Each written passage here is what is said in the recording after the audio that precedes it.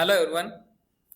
इस सेशन में हम जनरेशन ऑफ कंप्यूटर की सेकंड जनरेशन जो है उसको डिस्कस करेंगे।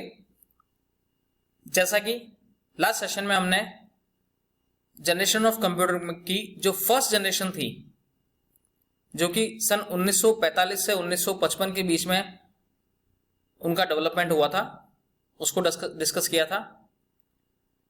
उसके बाद में सेकंड जनरेशन जो है वो सन 1955 से लेके 1965 के बीच में इस सेकंड जनरेशन का डेवलपमेंट हुआ था। इस टाइप के जनरेशन के जो सिस्टम्स थे, उन सिस्टम्स में जो मेन इक्विपमेंट यूज में लिया जाता था वो था ट्रांजिस्टर। जैसा कि हमने फर्स्ट जनरेशन में डिस्कस किया था कि फर्स्ट जनरेशन जो 1945 से 1955 के बीच में थी, उसमें जो मेन इक्विपमेंट था वो था वैक्यूम ट्यूब। सेकेंड जनरेशन में उस वैक्यूम ट्यूब को रिप्लेस कर दिया और उसकी जगह एक दूसरा मेन इक्विपमेंट जो है वो उसमें इनबिल्ड किया या उसको इंट्रोड्यूस किया था, वो था ट्रांजिस्टर। ये transistors as compared the first generation vacuum tube, size में वैक्यूम ट्यूब से ये थोड़े छोटे थे। They are smaller larger in size as compared the vacuum tubes. Vacuum tubes के कंपैरिजन में इनकी जो साइज थी ट्रांजिस्टर्स की, वो थोड़ी साइज में कम थे। और अगर हम बात करें डेटा प्रोसेसिंग की, तो इनकी जो डेटा को प्रोसेस करने की स्पीड थी वो फर्स्ट जनरेशन के सिस्टम के कंपैरिजन में थोड़ी फास्ट थी। यानी फर्स्ट जनरेशन के सिस्टम में जो डेटा हम प्रोसेस करते थे वो टाइम टेकिंग प्रोसेस था, but as compared the first generation system, second generation में इस टाइप के सिस्टम जो थे वो थोड़ा लेस टाइम लेते थे। और इनमें पावर कंजप्शन की अगर हम बात करें तो as comparison first generation system के ये कम पावर कंजप्शन था इनका, यानी कम पावर कंज्यूम करते थे।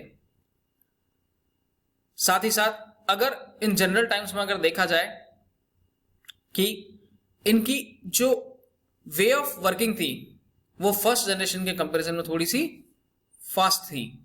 काम करने की जो स्पीड थी वो फर्स्ट जनरेशन सिस्टम के कंपैरिजन में थोड़ी फास्ट थी। और इनकी जो साइज थी वो साइज भी क्या थी, फर्स्ट जनरेशन के जो सिस्टम्स थे उनकी जो पूरे सिस्टम की जो साइज थी, उन सिस्टम की साइज से ये थोड़े साइज में छोटे थे। They are smaller in size as compared the first generation computer. और इनमें जो इनकी अगर कॉस्ट देखी जाए तो कॉस्ट के अकॉर्डिंग ये थोड़े कॉस्ट वाइज सस्ते थे या कम थे as compared the first generation. ये सारा जो कंपैरिजन हम कर रहे हैं वो सारा फर्स्ट जनरेशन के कंपैरिजन में होगा, क्योंकि it's a second generation of system. ये सेकंड जनरेशन है कंप्यूटर की, तो हम जो भी कंपैरिजन कर रहे हैं वो सारा कंपैरिजन उसकी जो प्रीवियस जनरेशन होगी उससे हम कंपेयर करते हुए करेंगे। यानी जैसा कि अभी मैंने आपको बताया कि फर्स्ट जनरेशन के सिस्टम में जो मेन इक्विपमेंट था वो था वैक्यूम ट्यूब, और सेकंड जनरेशन सिस्टम में उसको रिप्लेस करके क्या यूज में लिए गए, ट्रांजिस्टर। और अगर हम रिलायबिलिटी की बात करें तो फर्स्ट जनरेशन के सिस्टम में, या ड्यूरेबिलिटी की बात करें तो फर्स्ट जनरेशन के सिस्टम में के कंपैरिजन में सेकंड जनरेशन के जो सिस्टम थे, जो कंप्यूटर थे, वो थोड़े रिलायबल ज्यादा थे, ड्यूरेबल ज्यादा थे, कम हीट जनरेट करते थे। फर्स्ट जनरेशन के जो सिस्टम थे वो बहुत ज्यादा हीट जनरेट करते थे जब उनमें डेटा को प्रोसेस किया जाता था, बट उसके कंपैरिजन में अगर सेकंड जनरेशन के कंप्यूटर की बात करें तो वो थोड़ी लेस हीट जनरेट करते थे।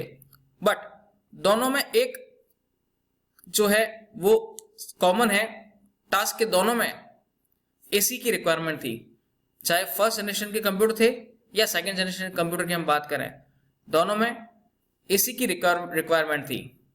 और जैसा कि फर्स्ट जनरेशन में हमने बात की कि फर्स्ट जनरेशन में सिर्फ और सिर्फ मशीन लैंग्वेज को यूज में लिया जाता था। और सेकेंड जनरेशन में क्या है कि इसमें असेंबली लैंग्वेज को इंट्रोड्यूस किया गया था, या असेंबली लैंग्वेज जो है वो इस सेकेंड जनरेशन के कंप्यूटर्स में इंट्रोड्यूस की गई थी। असेंबली लैंग्वेज जिसको हम लेटर ऑन बाद में डिस्कस करेंगे। So it's all over about second generation system. In type के सिस्टम्स को देखा जाए तो साइज के अकॉर्डिंग फर्स्ट जनरेशन से ये थोड़े साइज में कम थे। मेन इक्विपमेंट की बात करें तो वैक्यूम ट्यूब के कंपैरिजन में इसमें ट्रांजिस्टर्स को यूज में लिया गया था। पावर कंजप्शन की बात करें तो पावर कंजप्शन इनका फर्स्ट जनरेशन के सिस्टम के कंपैरिजन में थोड़ा कम था। ये थोड़ा कम पावर कंज्यूम करते थे, जबकि फर्स्ट जनरेशन के सिस्टम जो थे वो थोड़े ज्यादा पावर कंज्यूम करते थे। और रिलायबिलिटी की बात करें या ड्यूरेबिलिटी की बात करें तो सेकेंड जनरेशन के सिस्टम जो थे वो ज्यादा रिलायबल थे, क्योंकि जब वो पावर कम कंज्यूम कर रहे हैं, वैक्यूम ट्यूब्स के कंपैरिजन में उसमें ट्रांजिस्टर्स को यूज में लिया गया है, और कॉस्ट वाइज जो है वो थोड़े फर्स्ट जनरेशन के कंपैरिजन में सस्ते थे। तो ये सिस्टम ऑटोमेटिकली फर्स्ट जनरेशन के कंपैरिजन में सेकेंड जनरेशन के जो कंप्यूटर थे ये थोड़े क्या थे, रिलायबल थे। वे ऑफ वर्किंग के अकॉर्डिंग बात करें तो जो डेटा को प्रोसेस करने की स्पीड है वो भी फर्स्ट जनरेशन के कंपैरिजन में सेकेंड जनरेशन के सिस्टम में इनमें इनकी जो डेटा को प्रोसेस करने की स्पीड थी वो थोड़ी फास्ट थी। और अगर इनकी हम बात करें कि इसमें फर्स्ट जनरेशन में तो मशीन लैंग्वेज यूज में लेते थे, और सेकेंड जनरेशन में जो है प्रोग्रामिंग लैंग्वेज जिसे हम लोग कहते हैं असेंबली लैंग्वेज को इंट्रोड्यूस हुआ था या उनका डेवलपमेंट किया गया था।